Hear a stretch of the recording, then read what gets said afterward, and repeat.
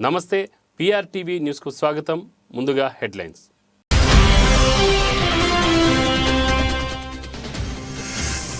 అలా చేస్తే హమాస్ కు లొంగిపోయినట్లే ఇజ్రాయెల్ ప్రధాని నెతన్యాహు సంచలన వ్యాఖ్యలు.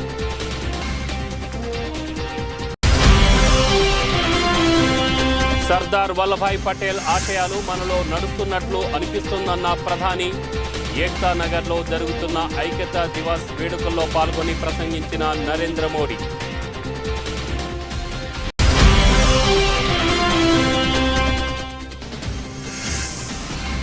చంద్రబాబుకు భారీ ఊరట. 4 వారాల మధ్యంతర బెయిల్ మంజూరు చేసిన హైకోర్టు.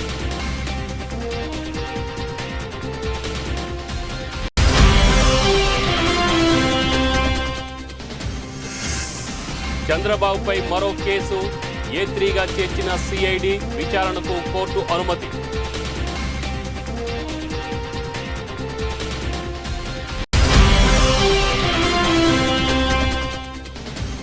టీపీసీసీ అధ్యక్షులు రేవంత్ రెడ్డి సమక్షంలో కొనసాగుతున్న చేరికలు. బీఆర్ఎస్, బీజేపీ నుంచి కాంగ్రెస్లో చేరిన కల్వకుర్తి, బాన్సువాడ నియోజకవర్గాలకు చెందిన పలువురు నాయకులు.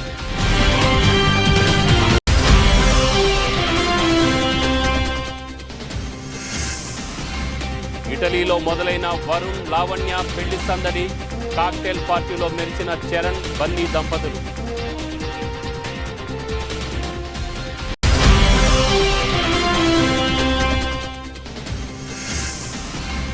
లంకపై ఆఫ్ఘనిస్తాన్ సూపర్ విక్టరీ. చిందేసిన భారత మాజీ క్రికెటర్.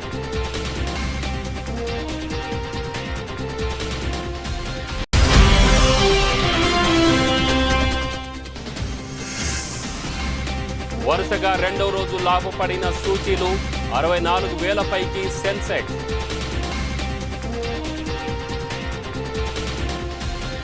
ఇక వార్తల వివరాలు చూస్తే, ఇజ్రాయెల్ హమాస్ యుద్ధానికి ఇప్పట్లో ముగింపు పడేలా లేదు.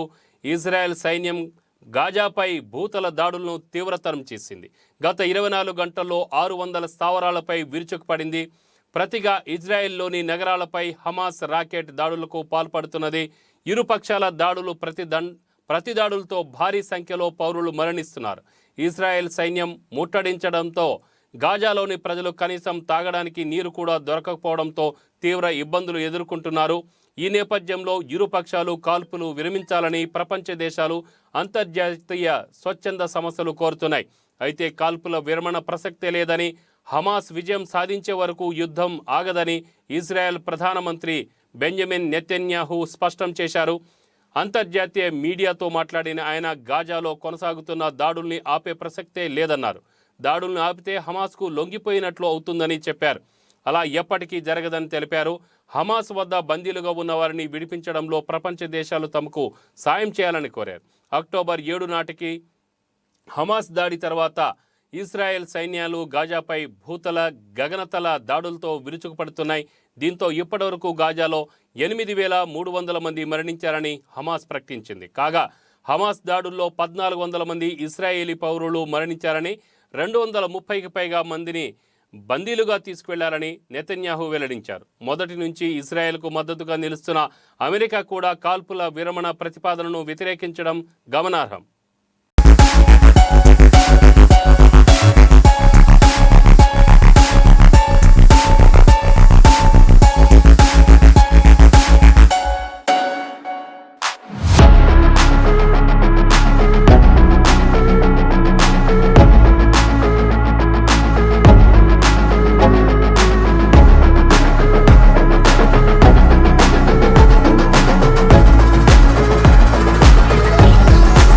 అక్టోబర్ 31 దేశవ్యాప్తంగా ఐక్యతా దివస్ వేడుకలు జరుగుతున్నాయి.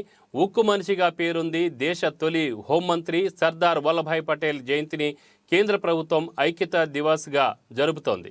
దీంట్లో భాగంగా ఐక్యతా దివస్ సందర్భంగా కేంద్ర హోంమంత్రి అమిత్ షా ఢిల్లీలో ఐక్యతా పరుగును ప్రారంభించారు. అలాగే గుజరాత్ పర్యటనలో ఉన్న ప్రధాని నరేంద్ర మోడీ అక్కడి ఏక్తా నగర్లో జరుగుతున్న ఐక్యతా దివస్ వేడుకల్లో పాల్గొన్నారు. నేషనల్ యూనిటీ పరేడ్లో పాల్గొన్నారు ప్రధాని మోడీ. 148వ జయంతి సందర్భంగా పటేల్ను స్మరించుకుంటూ నర్మదా నది తీరంలోని స్టాచ్యూ ఆఫ్ యూనిటీ విగ్రహానికి నివాళులర్పించారు. పటేల్ విగ్రహ పాదాలకు పాలాభిషేకం చేసి నివాళులర్పించారు. लेता हूं कि मैं राष्ट्र की एकता, अखंडता और सुरक्षा को बनाए रखने के लिए स्वयं को समर्पित करूंगा और अपने देशवासियों के बीच यह संदेश फैलाने का भी भरसक प्रयत्न करूंगा। मैं यह शपथ अपने देश की एकता की भावना से ले रहा हूं, जिसे सरदार वल्लभ भाई पटेल की दूरदर्शिता एवं कार्यों द्वारा संभव बनाया जा सका। मैं अपने देश की आंतरिक सुरक्षा सुनिश्चित करने के लिए अपना योगदान करने का भी सत्यनिष्ठा से संकल्प करता हूं। भारत माता की। స్కిల్ డెవలప్మెంట్ కేసులో రాజమండ్రి సెంట్రల్ జైల్లో ఉన్న టీడీపీ అధినేత చంద్రబాబు నాయుడుకు ఊరట లభించింది. ఆయనకు 4 వారాల పాటు మధ్యంతర బెయిల్ను హైకోర్టు మంజూరు చేసింది. అనారోగ్య కారణాల రీత్యా చికిత్స నిమిత్తం మధ్యంతర బెయిల్ మంజూరు చేయాలని చంద్రబాబు అనుబంధ పిటిషన్ దాఖలు చేశారు. దీనిపై సోమవారం విచారణ పూర్తి చేసిన హైకోర్టు మంగళవారం తీర్పు వెల్లడించింది. హైకోర్టు న్యాయమూర్తి జస్టిస్ తల్లాప్రగడ మల్లికార్జునరావు నిబంధనలతో కూడిన మధ్యంతర బెయిల్ మంజూరు చేస్తూ తీర్పు ఇచ్చారు. 4 వారాలు అంటే నవంబర్ 28 వరకు మధ్యంతర బెయిల్ను హైకోర్టు మంజూరు చేసింది.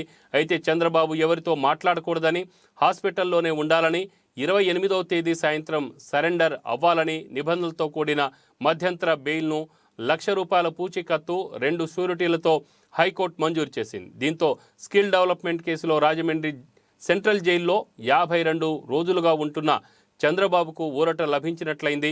ఇదిలా ఉంటే రాజమండ్రి సెంట్రల్ జైల్లో ఉన్న చంద్రబాబుతో ములాఖాత్ అయ్యేందుకు నారా లోకేష్, నారా బ్రాహ్మణి రాజమండ్రి చేరుకున్నారు. అయితే చంద్రబాబుకు మధ్యంతర బెయిల్ వచ్చిన విషయాన్ని లోకేష్ వద్ద నాయకులు ప్రస్తావించారు. దీంతో యుద్ధం ఇప్పుడు ప్రారంభమైంది అంటూ నాయకులు, కార్యకర్తలతో లోకేష్ వ్యాఖ్యానించినట్లు తెలిసింది.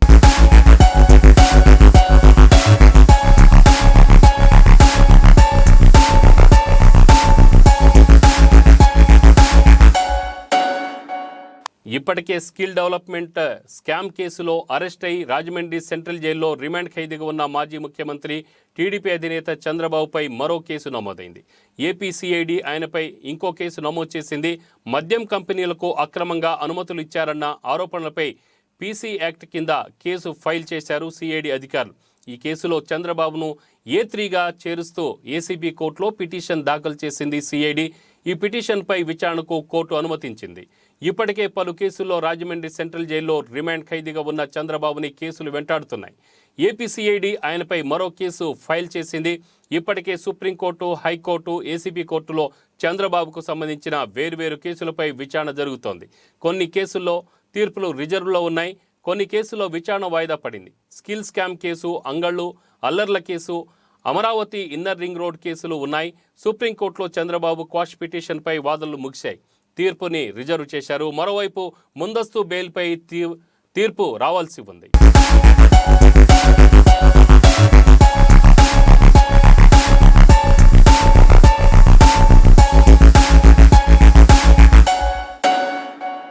మార్కెట్ అభివృద్ధి కోసం ఎలాంటి పనులు చేయాలో మాజీ మంత్రి తుమ్మల నాగేశ్వరరావు వ్యాపారులు అభిప్రాయాలు అడిగి తెలుసుకున్నారు. ఖమ్మం వ్యవసాయ మార్కెట్ని 3 టౌన్ ప్రాంతానికి చెందిన నాయకులతో కలిసి మార్కెట్ను సందర్శించారు. ఈ సందర్భంగా వారు మాట్లాడుతూ వ్యవసాయం గురించి అవగాహన ఉన్నవారినే మార్కెట్ చైర్మన్గా నియామకం చేశా, కానీ నేడు ఆ పరిస్థితి లేదు అని అన్నారు. మున్నేరుపై ప్రకాష్ నగర్ వద్ద హై లెవెల్ బ్రిడ్జి నిర్మాణంతో మార్కెట్ ప్రగతి బాటలో నడుస్తుందని అన్నారు. ఖమ్మంలో అరాచక నడుస్తున్నది అని మార్కెట్ తరలింపుపై తప్పుడు ప్రచారాలు చేస్తున్నారని, కాంగ్రెస్ ప్రభుత్వంలో మార్కెట్ ఆధునిక సౌకర్యాలతో అభివృద్ధి చేస్తాం అని అన్నారు. కాంగ్రెస్ 6 గ్యారంటీ పథకాల్లో భాగంగా రైతులకు కూలీలకు మేలు జరుగుతుందని అన్నారు. రైతాంగ పాలసీని డిక్లరేషన్ ఇచ్చారు. జావీద్ గారు ఆ విషయాలన్నీ చెప్పారు. రైతులకి రేపు అధికారంలో 9వ తారీఖున ఏర్పాటయ్యేటటువంటి కాంగ్రెస్ ప్రభుత్వం రైతులకు ఏం చేస్తుందో అని చెప్పి వివరంగా చెప్పాం. అదేవిధంగా ఈ మార్కెట్ కు సంబంధించి ఆ రోజుల్లో ఒకే మార్కెట్ లో అపరాలు, పత్తి, మిర్చి ఉంటే ఇబ్బంది అవుతుందని చెప్పి ఆనాడు రైతులందరూ కోరుకున్న మీదట ఇక్కడ ఒక కాలేజీ ఉండేటప్పుడు ఆ కాలేజీని కూడా తీపిచ్చి పత్తి మార్కెట్ నా స్వయాన నా చేతులతో ఏర్పాటు చేశానని చెప్పి ఈ సందర్భంగా మనం చెప్తున్నాం. దీనికోసమే ఈ యొక్క ప్రకాష్ నగర్ బ్రిడ్జ్ ఏర్పాటు చేశాం. ఇందాక పెద్ద ఆయన కోటేశ్వర గారు చెప్పారు, ఇది మునేరు నదమ్మటి ఇన్ని బ్రిడ్జిలు కట్టారు, రైతాంగానికి ఇంత మేలు చేశారు. ఈ యొక్క ఏటమ్మటి ఆ ధర నుంచి ఈ ధరకి ఆ బ్రిడ్జిలు అనుసంధానం చేస్తూ ఒక మంచి రహదారి ఏర్పాటు చేస్తే ఈ ప్రాంతం అభివృద్ధి జరుగుతుందని చెప్పి పెద్ద ఆయన చెప్పారు. తప్పకుండా కార్యక్రమం చేస్తానని చెప్పి విజ్ఞప్తి చేస్తున్నాం. పేదలకు సంబంధించిన ఇళ్లు మొన్ననే సోనియా గాంధీ గారు సాక్షాత్తు లక్షలాది మంది ప్రజానీకం ముందు ఈ 9 సంవత్సరాల్లో ఏదైతే ప్రజలు కోల్పోయారో అది నేను చేస్తాను అని చెప్పి తప్పకుండా ఇందిరమ్మ పేరు మీదనే గతంలో ఏ రకంగా అయితే ఎవరి స్థలంలో వాళ్ళు కట్టుకున్నారో ఇప్పుడు 5 లక్షలతోటి మీరు కట్టుకునే సదుపాయం కల్పిస్తానని చెప్పి సాక్షాత్తు సోనియా గాంధీ గారు చెప్పారు. పెద్ద ఆయన చెప్పాడు, ఇంకేమైనా స్థలాలు లేకపోతే వాళ్ళకు కూడా స్థలాలు ఇచ్చి ఏర్పాటు చేయమని చెప్పారు. ఎన్నికల ప్రచారంలో భాగంగా ఈ రోజు కాంగ్రెస్ శ్రేణులు డొంకేశ్వర్ మండలం మారంపల్లి, గంగాసరం, చిన్నయానం, గాదేపల్లి, నడుకూడ, అన్నారం, సిర్పూర్ గ్రామాల్లో పర్యటించి కాంగ్రెస్ ఎజెండా గురించి ప్రజలకు వివరించడం జరిగింది. ప్రతి పల్లె, ప్రతి గ్రామం ఒకటే నిర్ణయంతో ఈ ఎన్నికల్లో కాంగ్రెస్ను గెలిపించడానికి సిద్ధంగా ఉన్నారని వినయ్ కుమార్ రెడ్డి అన్నారు. ఈ తెలంగాణకు ఒక నెల రోజుల్లో మంచి రోజులు రానున్నాయని, కాంగ్రెస్ పాలన కోసం జనం అంతా వేచి చూస్తున్నారని తెలిపారు. ఆర్మూర్లో ఎక్కడా కూడా అభివృద్ధి జరగలేదు అని, ఒక్క నిరుద్యోగికి ఉద్యోగం రాలేదు అని, కాంగ్రెస్ పార్టీ అధికారంలోకి రాగానే 2 లక్షల ఉద్యోగ నోటిఫికేషన్లు ఉంటాయని, ప్రతి గ్రామం అభివృద్ధి నా బాధ్యత అని చెప్పారు. ఈ దుర్మార్గపు పాలనకు చరమగీతం పాడేందుకు నా నియోజకవర్గ ప్రజలు సిద్ధంగా ఉన్నారని చెప్పారు. ఈ ప్రచారంలో వినయ్ అన్న సతీమణి అనన్య, అక్క మరియు మండల అధ్యక్షుడు, నాయకులు, కార్యకర్తలు పాల్గొన్నారు. నేను 5 సంవత్సరాల క్రితం గడప గడపకు చేసిన, అప్పుడు ఏ సమస్యలు ఉన్నాయో ఈ 5 సంవత్సరాల తర్వాత కూడా మళ్ళీ అవే సమస్యలు అట్లనే ఉన్నాయి. నేను ఆ తల్లికి చెప్పిన, అమ్మ ఈ జీవన్ రెడ్డి అత్తగారు అయినా మీకు న్యాయం చేయలేదు, అట్లాంటి మనిషి, న్యాయం చేయని వ్యక్తి మనకు అవసరమా? ఈ ఆర్మూర్ ప్రాంతం నుంచి తరలికొడదాం, మీరు నాతో పాటు కలిసి రండి, మా పార్టీకి అవకాశం ఇవ్వండి. గతంలో ఇక్కడ ఇల్లులు ఉన్నాయన్నీ కూడా ఇందిరమ్మ కాంగ్రెస్ హయాంలో కట్టించిన ఇల్లులే. మాకు అవకాశం ఇస్తే మేము 5 లక్షల రూపాయలు, నీకు జాగా ఉంది 5 లక్షల రూపాయలు ఇస్తాం, నువ్వు ఇల్లు కట్టుకో. అదేవిధంగా నీకు 2000 కాదు 4000 పెన్షన్ వస్తుంది. మళ్ళీ మాకు అవకాశం ఇస్తే 500 రూపాయలకే సిలిండర్ వస్తుంది, నీకు కరెంటు కూడా ఉచితంగా ఉంది, నువ్వు ఎక్కడికి పోయినా బస్సు సౌకర్యం ఉచితంగా ఉంది, మన పిల్లలకి ఉద్యోగాలు ఉన్నాయి. ఈ గ్రామంలో నాకు తెలిసి 1-2 ఉద్యోగాలు. బాన్స్వాడ నియోజకవర్గంలో నిర్వహించిన బీఆర్ఎస్ సభకు వచ్చిన వారికి 500 రూపాయలు ఇస్తామని 200 రూపాయలు ఇస్తున్నారని ఆగ్రహం వ్యక్తం చేసిన జాకోర గ్రామ ప్రజలు ఈ రోజు సభకు డబ్బులు పంచి జనాలు తరలించారు.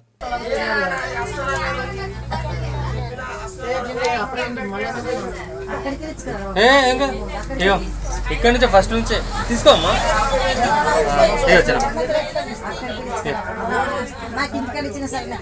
ఇంటికాడ ఏముండదు, ఇంటికాడ ఏముండదు చిన్నమ్మా.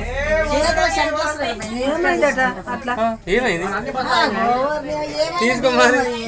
ఇటు చూడు వీడియో పెట్టమని రాళ్ళు.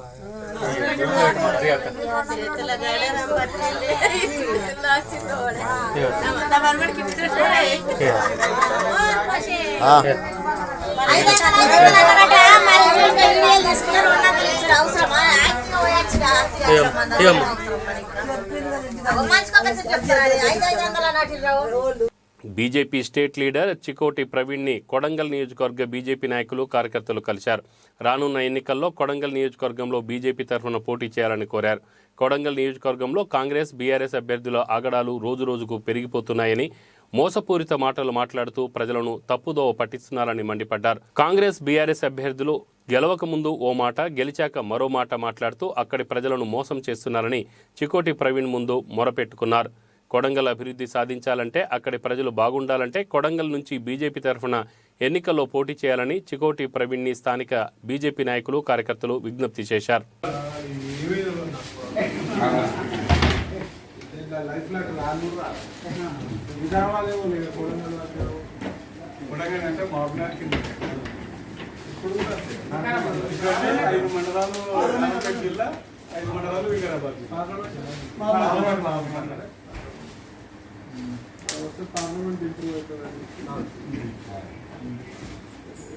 వాట్సాప్లో వచ్చింది స్టేట్మెంట్ కూడా వస్తుంది.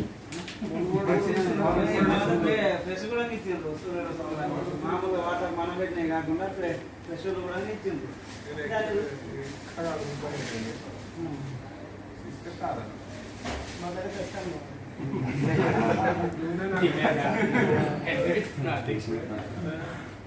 అనుకుంటా కాదు కదా.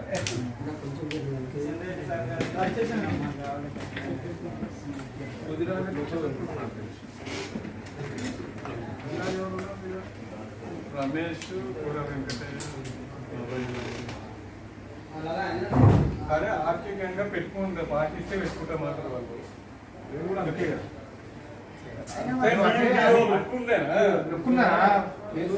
ఇప్పుడు నేను కూడా ఆర్థికంగా నాకు తెలియదు ఏమీ తెలియదు. ఇప్పుడు నా కార్ ఇచ్చి పోగు కూడా మన కొడగలు అంటే గూగుల్లోనే పోవాలి.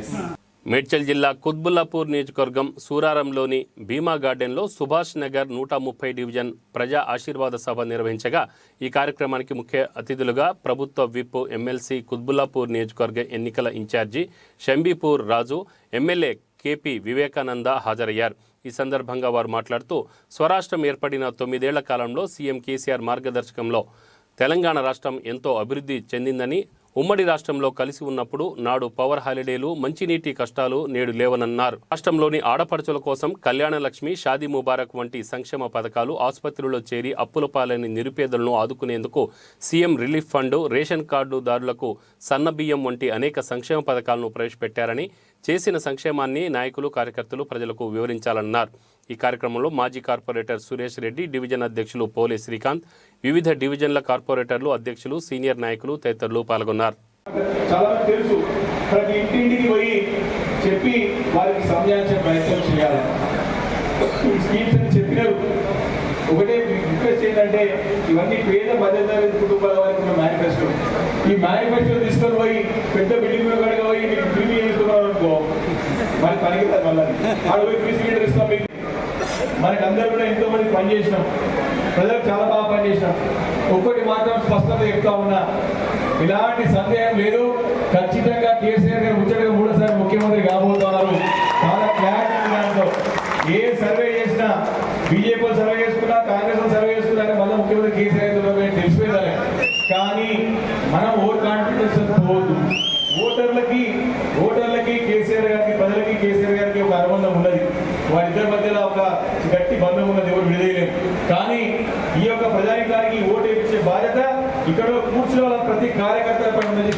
మేడ్చల్ జిల్లా కుత్బుల్లాపూర్ నియోజకవర్గం దుండిగల్ మున్సిపల్ పరిధిలోని పోలీస్ స్టేషన్ పరిధిలో ఎన్నికల విధుల నిర్వహణలో భాగంగా విస్తృత తనిఖీల్లో చేస్తుండగా ఉంది. ద్విచక్ర వాహనందారునిపై అనుమానం రావడంతో విస్తృతంగా తనిఖీలు చేయగా అతని దగ్గర 2 బ్యాగుల్లో 17,40,000 రూపాయల నగదు లభ్యమైంది అని అన్నారు.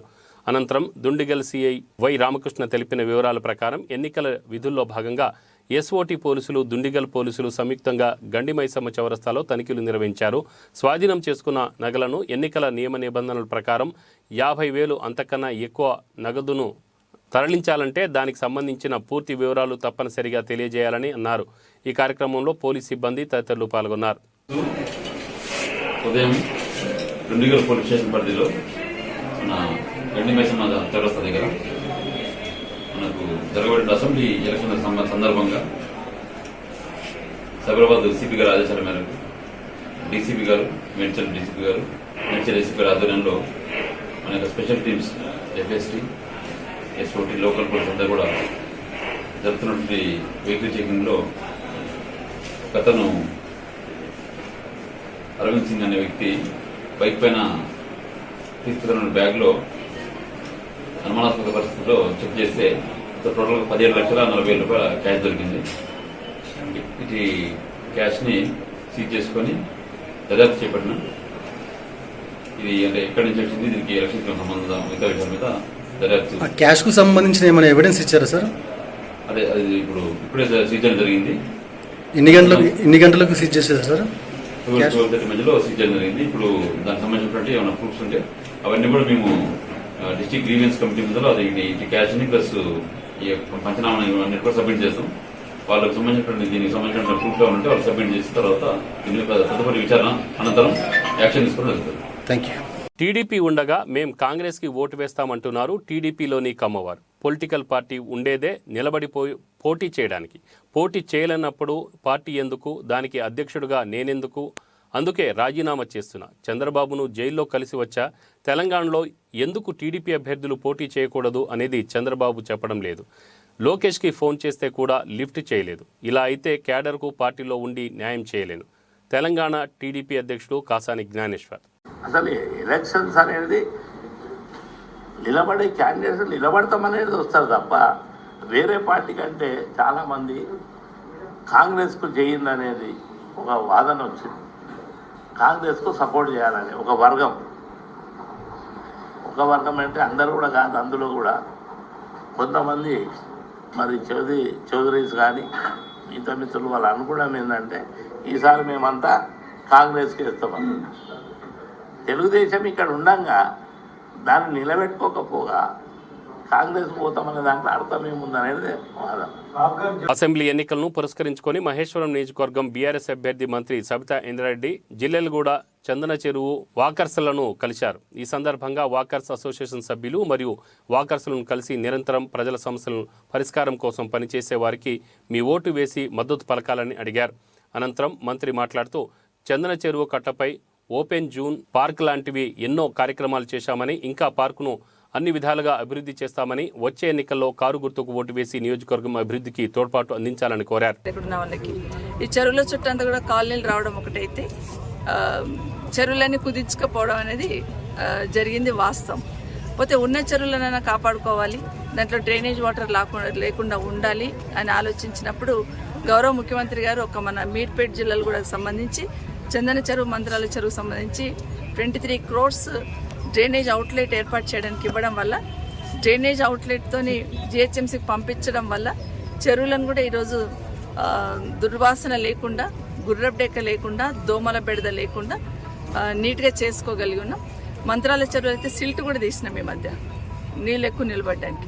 ఇక్కడ కూడా కొంచెం సిల్ట్ తీస్తే ఈ గుర్రపు డెక్క రావడం అనేది కొంచెం బంద్ అవుతుందని అనుకుంటున్నాం.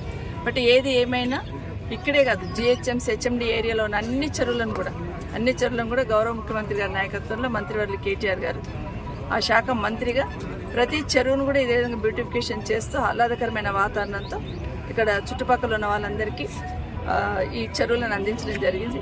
నా నియోజకవర్గంలో దాదాపుగా 11 చెరువులు ఇట్లా చేస్తూ ఉన్నాం, 1-2 కాదు.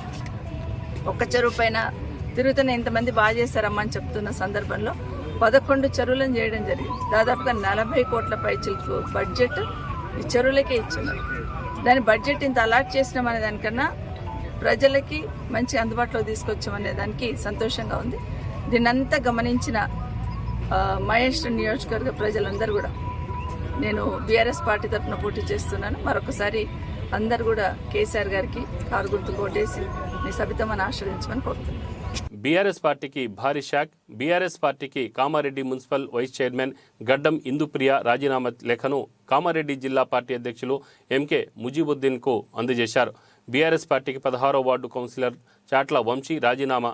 బీఆర్ఎస్ పట్టణ ఉపాధ్యక్షులు Kanaparthi Aravind, BCCL secretary Balla Srinivas, youth vice Bandari శ్రీకాంత్లు పార్టీకి రాజీనామా.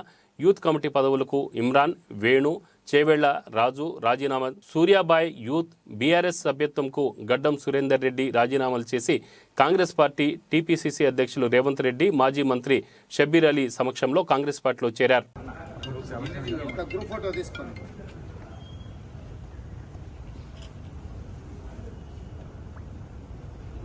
టాలీవుడ్ స్టార్ వరుణ్ తేజ్, కొణిదెల లావణ్య త్రిపాఠి, మరికొన్ని గంటల్లో వివాహ బంధంతో ఒక్కటి కాబోతున్నారు. రేపు అనగా నవంబర్ 1వ తేదీ ఇటలీలోని టస్కనీలో వీరి వివాహం అంగరంగ వైభవంగా జరగనుంది. ఇందుకోసం అల్లు మెగా కుటుంబాలు ఇప్పటికే ఇటలీ చేరుకున్నాయి. పెళ్లి సంబరాలను కూడా మొదలుపెట్టేశారు. పెళ్లి వేడుకల్లో భాగంగా సోమవారం రాత్రి కాక్టైల్ పార్టీని నిర్వహించారు. ఈ పార్టీలో చిరంజీవి, సురేఖ దంపతులతో పాటు రామ్ చరణ్, ఉపాసన, అల్లు అర్జున్, స్నేహారెడ్డి తదితరులు పాల్గొని సందడి చేశారు. ఇక ఈ పార్టీలో పెళ్లి కూతురు లావణ్య వైట్ డ్రెస్లో మెరిసిపోయింది. ఇందుకు సంబంధించిన ఫోటోలు, వీడియోలు ప్రస్తుతం వైరల్ అవుతున్నాయి. ఇక నేడు హల్దీ మెహందీ వేడుకలు నిర్వహించనున్నారు. ఇక 1వ తేదీన కుటుంబ సభ్యుల సమక్షంలో వివాహ బంధంతో ఒకటి కానున్నారు. వీరి వివాహానికి ఇండస్ట్రీలోని పలువురు ప్రముఖులు, అత్యంత సన్నిహితులు హాజరు కానున్నారు. అనంతరం నవంబర్ 5వ తేదీన మాదాపూర్లోని కన్వెన్షన్ సెంటర్లో వీరి వివాహ రిసెప్షన్ జరగనుంది. ఇక వీరి వెడ్డింగ్ కార్డ్ ఇప్పటికే సోషల్ మీడియాలో వైరల్ అవుతోంది.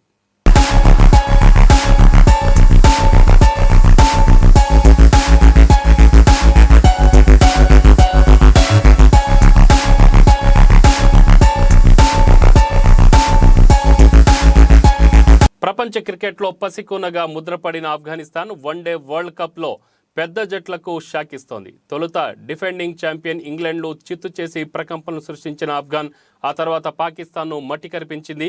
ఈ 2 విజయాలు గాలివాటం కాదని చాటుతూ సోమవారం పూణేలో బలమైన శ్రీలంకను చిత్తుగా ఓడించింది. కాబూలీ జట్టు గెలుపును క్రికెట్ అభిమానులు సెలబ్రేట్ చేసుకున్నారు. ఆ సమయంలో స్టార్ స్పోర్ట్స్ స్టూడియోలో ఉన్న భారత మాజీ క్రికెటర్లు ఇర్ఫాన్ పఠాన్, హర్భజన్ సింగ్ ఫుల్ జోష్తో చిందేశారు. ఎంత గొప్ప విజయం ఇది! 3వ విజయం సాధించిన ఆఫ్ఘాన్ జట్టుకు అభినందనలు. 3 వరల్డ్ ఛాంపియన్ జట్లను ఓడించారు అంటూ పఠాన్ ఇన్స్టాగ్రామ్లో పోస్ట్ చేశారు.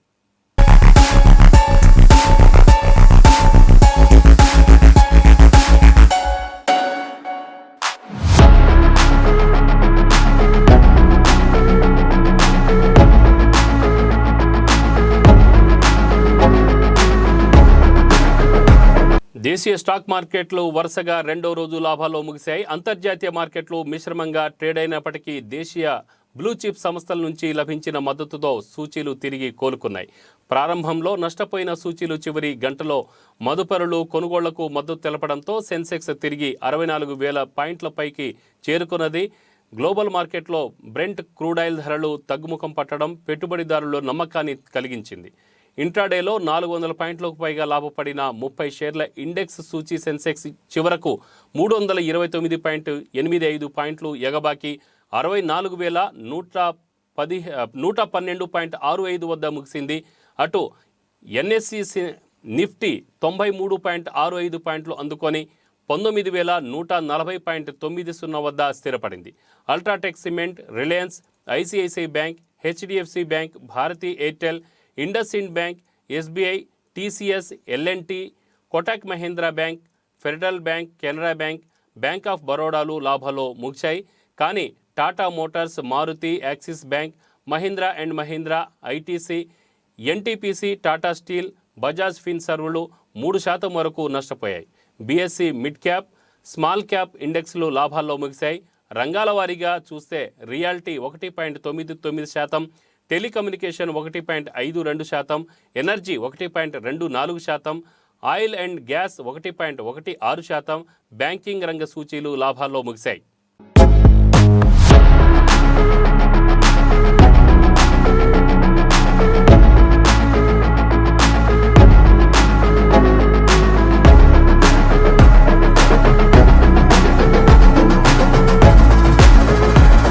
బులెటిన్ ముగించే ముందు ముఖ్యాంశాలు మరొకసారి.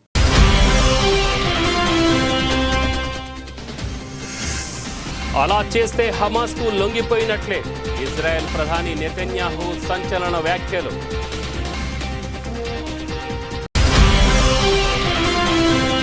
సర్దార్ వల్లభాయ్ పటేల్ ఆశయాలు మనలో నడుస్తున్నట్లు అనిపిస్తుందన్న ప్రధాని. ఏక్తా నగర్లో జరుగుతున్న ఐక్యతా దివస్ వేడుకల్లో పాల్గొని ప్రసంగించిన నరేంద్ర మోడీ.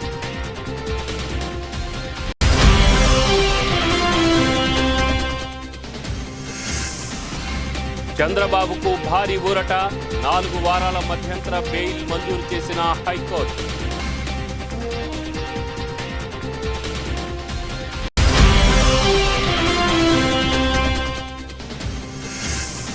చంద్రబాబుపై మరో కేసు A3గా చేర్చిన CID విచారణకు కోర్టు అనుమతి.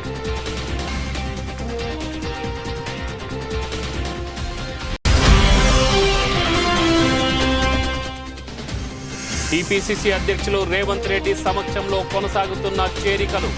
బీఆర్ఎస్, బీజేపీ నుంచి కాంగ్రెస్లో చేరిన కల్వకుర్తి, బాన్సువాడ నియోజకవర్గాలకు చెందిన పలువురు నాయకులు.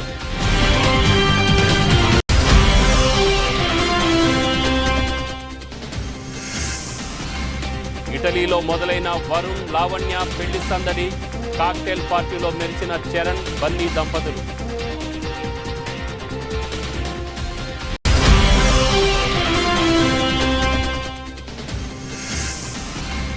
లంకపై ఆఫ్ఘనిస్తాన్ సూపర్ విక్టరీ, చిందేసిన భారత మాజీ క్రికెటర్.